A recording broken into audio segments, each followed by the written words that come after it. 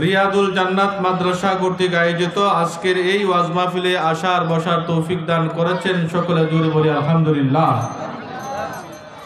এই মাহফিলে আসতে পেরে আমরা সবাই খুশি নাকি বেজার? আওয়াজ দিতে হবে, আওয়াজ না দিলে হবে না। সবাই খুশি নাকি বেজার? কিরে মাদ্রাসা ছাত্ররা, সবাই খুশি না বেজার?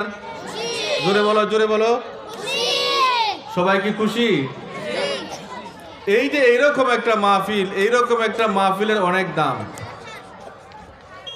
ফিলিস্তিনের মানুষ এইরকম মাহফিল করতে পারে?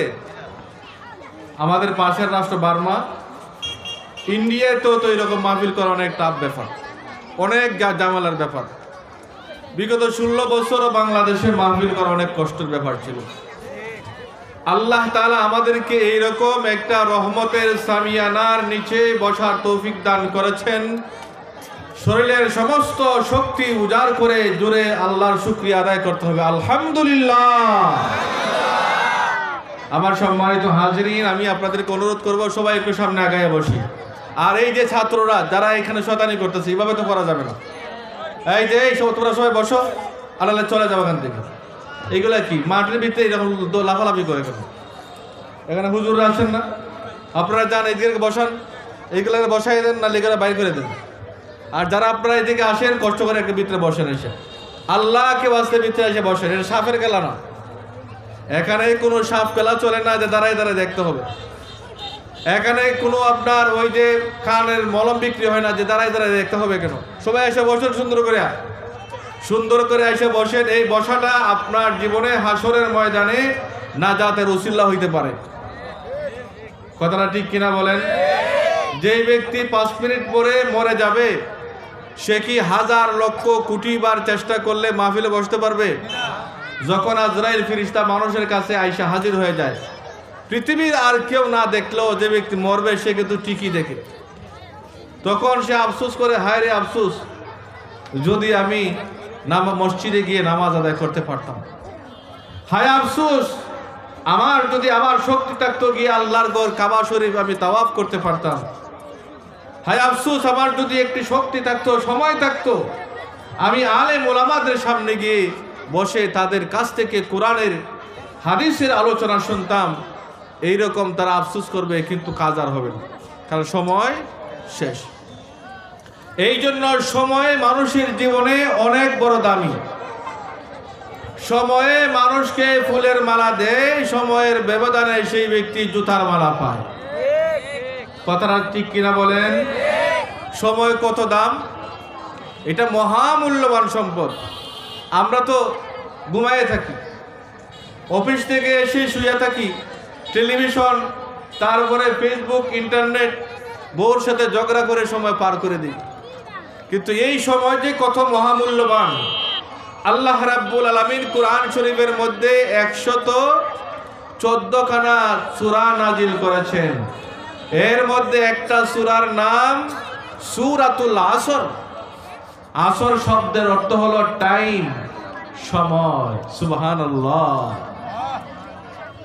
সময়ের গুরুত্ব কত!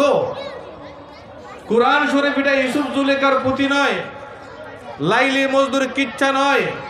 কুরআন শরীফ 30 পারা আল্লাহর কথা, রবীন্দ্রনাথ ঠাকুরের কবিতা নয়, কাজী নজরুল ইসলামের গল্প নয়।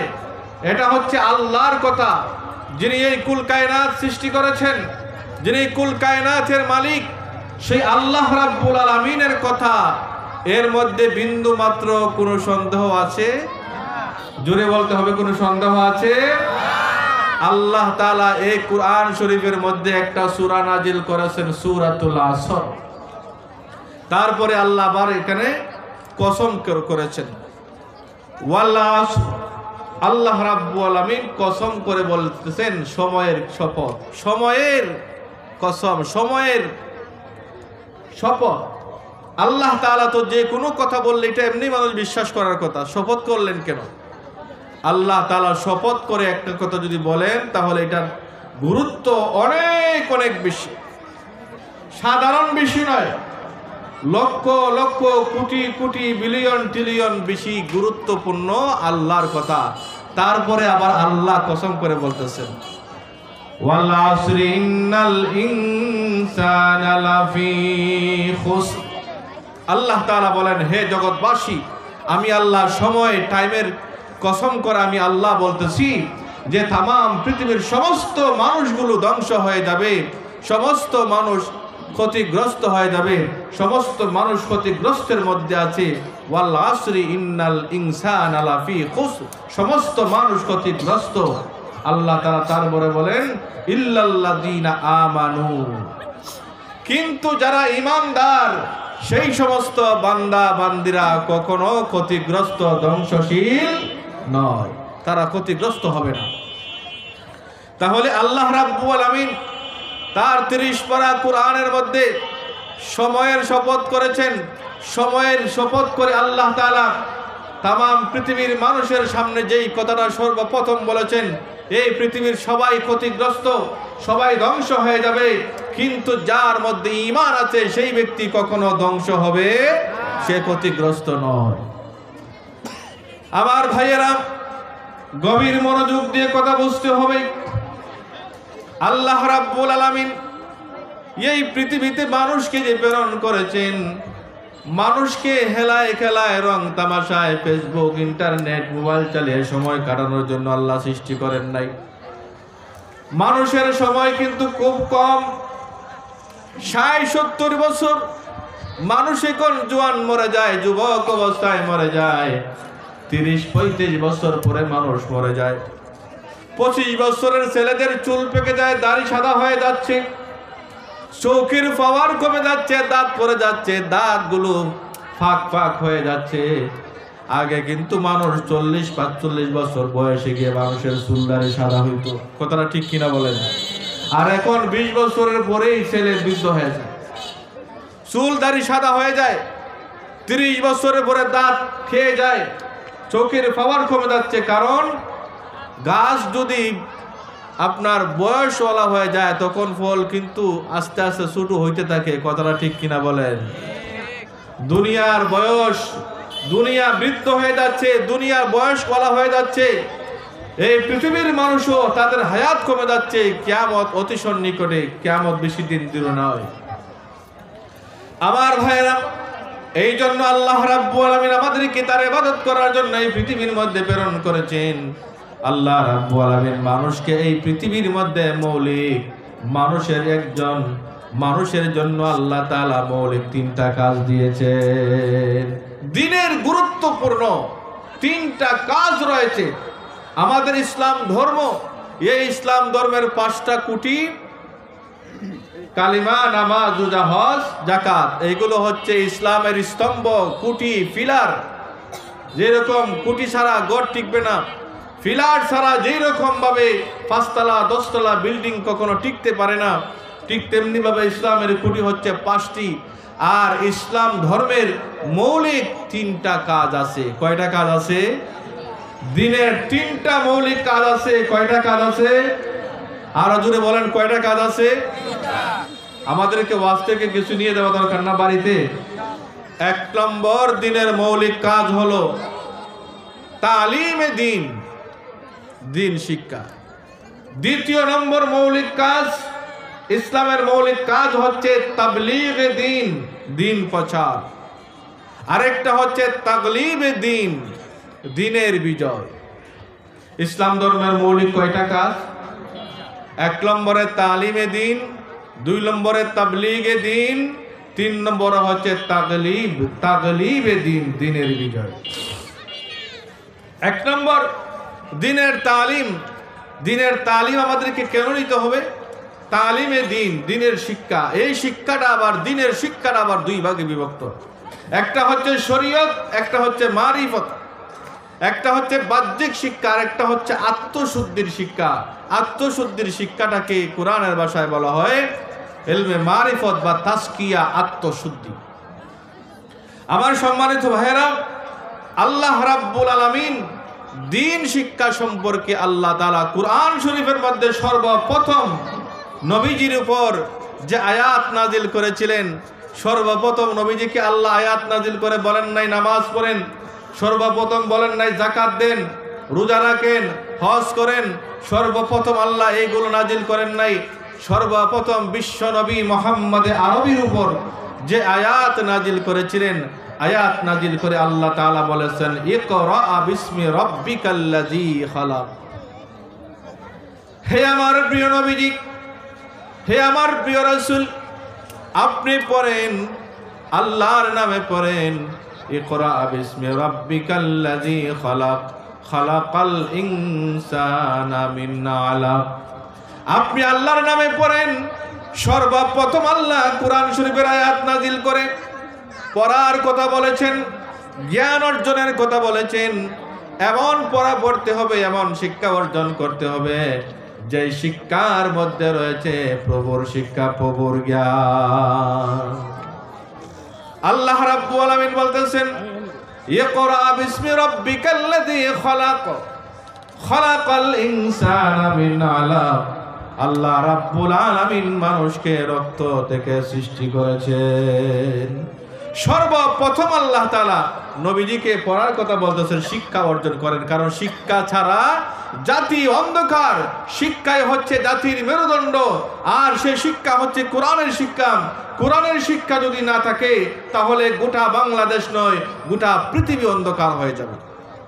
একটা মানুষ বিএ পাস করলো, সে পিএইচডি করলো, তারপরে প্রশাসনের বড় একটা চেয়ারে বসলো, এখন তার মধ্যে দিন নেই, তাহলে সে কি করবে? টেবিলের উপরে দিয়া না খেয়ে টেবিলের নিচ দিয়ে খাইব। কথাটা ঠিক কিনা বলেন? ফাইল আটকাইয়া মানুষের কাছ থেকে ঘুষ নিবে, মানুষকে জিম্মি করে টাকা নেবে, কারণ সে বড় শিক্ষিত হয়েছে, তার মধ্যে দিন নেই, ইসলামের শিক্ষা নেই।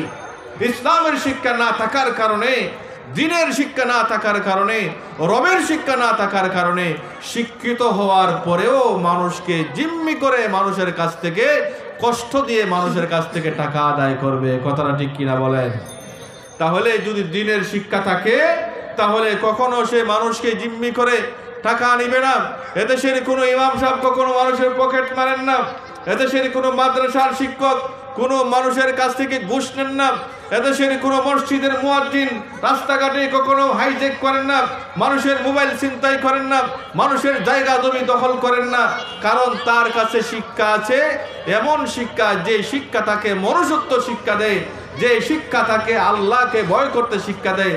তার কাছে রবের শিক্ষা আছে। এই জন্য মানুষকে সম্মান করে, মানুষকে ইজ্জত করে, মানুষকে ভালোবাসতে শিখেছে। এই শিক্ষা ছাড়া কখনো জাতির ভাগ্যের পরিবর্তন হতে পারে? আমার ভাইরা, এই জন্য আল্লাহ তাআলা বলেছেন, কুল হাল ইয়াস্তাবিল্লাযীনা ইয়ালামুনা ওয়াল্লাযীনা লা ইয়ালামুন। হে রাসূল, আপনি বলে দিন, যারা জানে আর যারা জানে না তারা কি কখনো সমান হতে পারে? আল্লাহ তাআলা নিজেই প্রশ্নবোধক করে বলতেছেন, কুল হাল ইয়াস্তাবিল্লাযীনা ইয়ালামুন ওয়াল্লাযীনা লা ইয়ালামুন। হে রাসূল, আপনি বলে দিন, যারা জানে আর যারা জানে না তারা কখনো সমান হতে পারে না। তারা কি কখনো সমান হতে পারে? কঠিন কালেও তারা কখনো সমান হতে পারে না। যারা জানে আর যারা জানে না তারা কখনো সমান হতে পারে? আল্লাহ তাআলা, এটা হচ্ছে কোরআন শিক্ষা অর্জন করতে হবে, তালিমে দ্বীনের গুরুত্ব। দ্বিতীয় নম্বর হচ্ছে আমাদের ইসলাম ধর্মের মৌলিক যে তিনটি কাজ, এর দ্বিতীয় নম্বর হচ্ছে তাবলীগে দ্বীন। আপনি দ্বীন সম্পর্কে জানলেন, এখন দ্বীন নিয়ে আপনি ঘরে বসে থাকলে চলবে না, সেই দ্বীনটাকে মানুষের কাছে পৌঁছায় দিতে হবে। এটাকে বলা হয় তাবলীগে দ্বীন। দ্বীন মানুষের কাছে পৌঁছায় দেওয়া। বিশ্বনবী সরকারে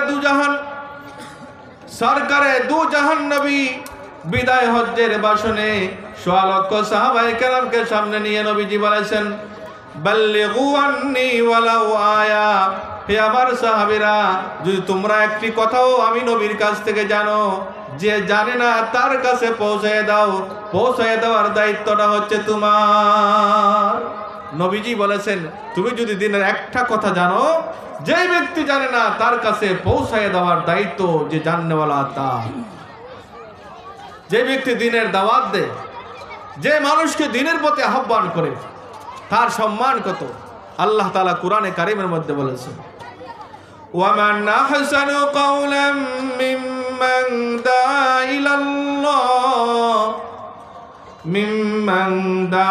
ইলাল্লাহি ওয়া আমিলা সালিহান ওয়া ক্বালা ইন্নানি মিনাল মুসলিমিন। আল্লাহ রাব্বুল আলামিন বলতেছেন, ওয়ামান আহসানু কাওলা, সেই ব্যক্তির কথার চেয়ে আর কার কথা অনেক বেশি উত্তম হতে পারে। ওয়ামান আহসানু কাওলাম মিম্মান দাআ ইলাল্লাহ, তার কথার চেয়ে আর কার কথা অধিক বেশি উত্তম হতে পারে। যেই ব্যক্তি মানুষকে আল্লাহর দ্বীনের দিকে আহ্বান করে, যে মানুষকে দ্বীনের দিকে ডাকে, নামাজের দিকে ডাকে, মসজিদের দিকে ডাকে, কোরআনের দিকে ডাকে, হাদিসের দিকে ডাকে, মাহফিলের দিকে ডাকে, আল্লাহর দ্বীনের দিকে যেই ব্যক্তি মানুষকে ডাকে, আল্লাহ রাব্বুল আলামিন বলেন তার কথার চেয়ে অধিক উত্তম কার কথা হতে পারে? তার কথার চেয়ে আর কারো কথা অধিক উত্তম হতে পারে? ওয়ামান আহসানু কাওলাম মিম্মান দাআ ইলাল্লাহ ওয়া আমিলা সালিহান, মানুষকে আল্লাহর দ্বীনের পথে আহ্বান করে আর নিজে আমলে সালেহ করে, আল্লাহ রাব্বুল আলামিন বলেন সেই ব্যক্তি হলো তার কথা সবচেয়ে বেশি উত্তম। তার কথার চেয়ে আর কার কথা অধিক বেশি উত্তম হতে পারে? ওয়া ক্বালা ইন্নানি মিনাল মুসলিমিন,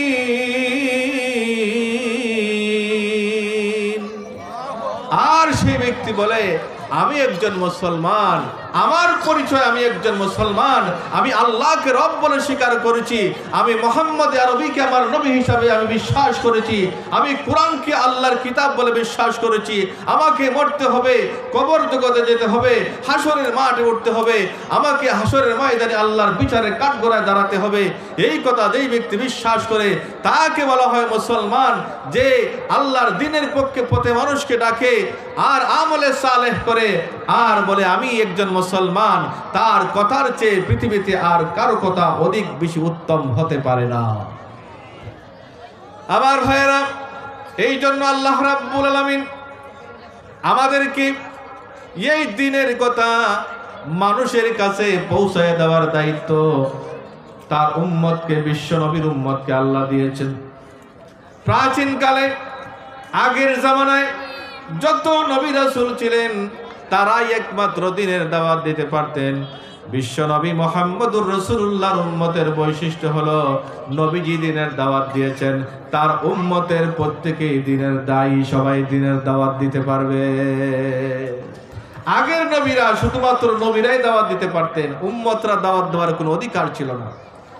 আর বিশ্ব নবী মুহাম্মদুর রাসূলুল্লাহর উম্মতের বৈশিষ্ট্য হলো নবীজি যেই রকম দ্বীনের দাওয়াত মানুষকে দিয়েছেন ঠিক তেমনি ভাবে তার উম্মতরাও মানুষের কাছে দ্বীনের দাওয়াত পৌঁছায় দিবে, দ্বীনের কথা মানুষের কাছে পৌঁছায় দিবে। আর সেই দ্বীনের কথা পাওয়া যায় মাদ্রাসার মধ্যে। কথাটা ঠিক কিনা বলে? আমাদের এই পাক ভারত উপমহাদেশের সর্বপ্রথম যে মাদ্রাসা, ভারতের দারুল উলুম দেওবন্দ মাদ্রাসা, যেই মাদ্রাসা প্রতিষ্ঠা করেছিলেন হযরত কাসিম নানতুবি রহমতুল্লাহি আলাইহি, যাকে বিশ্ব নবী মুহাম্মদুর রাসূলুল্লাহ স্বপ্ন যুগে বলেছিলেন, স্থান নির্ধারণ করে দিয়েছিলেন, ওনাকে স্বপ্ন যুগে নির্দেশ দিয়ে বলেছিলেন, ও কাসিম নানতুবি, ওই জায়গার মধ্যে তুমি মাদ্রাসা প্রতিষ্ঠা করো।